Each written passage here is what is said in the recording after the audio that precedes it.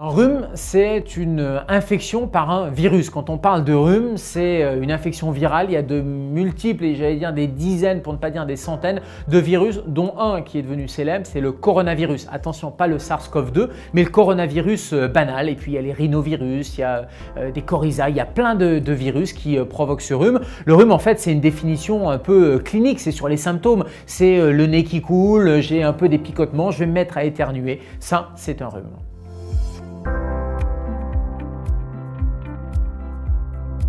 Quand on a un rhume, il n'y a pas forcément besoin de consulter un médecin et on peut très bien prendre de l'automédication sur conseil de votre pharmacien par exemple, parce que quand on a un rhume, on a envie d'avoir le nez qui se débouche, quand on a un petit peu de fièvre, on a envie d'avoir la fièvre qui baisse et ces produits, on peut les trouver en pharmacie. Alors, le meilleur moyen de faire baisser la fièvre, c'est le paracétamol tout simple pendant 48 heures ou 72 heures. Quand les symptômes persistent, il faut quand même consulter son médecin. On peut utiliser le lavage à l'eau de mer ou au sérum physiologique des fosses nasales parce que le fait de faire une toilette des fosses nasales va améliorer les symptômes, va déboucher un petit peu le nez. Attention aux produits vasoconstricteurs, ces produits qui ont des effets sur les vaisseaux sanguins. Ils ne doivent pas être utilisés à la légère, toujours sur conseil, voire sur prescription médicale, surtout si vous avez des antécédents d'hypertension artérielle, des antécédents cardiaques, parce que ce sont des médicaments qui ne sont pas anodins et mieux vaut les éviter. Et puis il y a la phytothérapie qui peut très bien fonctionner, des produits naturels. Et vous savez, ma grand-mère disait un rhume, ça se soigne 7 jours avec traitement et ça passe tout seul 7 jours sans traitement. Et c'est vrai que spontanément,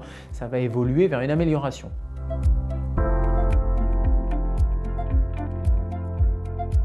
Alors, un rhume, généralement, c'est banal, mais il peut y avoir des complications. Le rhume, chez l'enfant, on appelle ça la rhinopharyngite. Et bien, comme ça communique avec l'oreille, ça peut aboutir à une otite. Et la même otite peut s'infecter et infecter la mastoïde, qui est une partie osseuse. Donc, la fièvre va augmenter, les douleurs vont augmenter. Et puis, ça peut aller un peu vers le bas. On dit, généralement, ça tombe sur les poumons. Ce n'est pas vraiment le virus qui tombe sur les poumons, mais on a d'abord des symptômes au niveau ORL. Et puis après, on a mal à la gorge. Après, on peut tousser de manière irritative. C'est ce qu'on appelle une trachéite.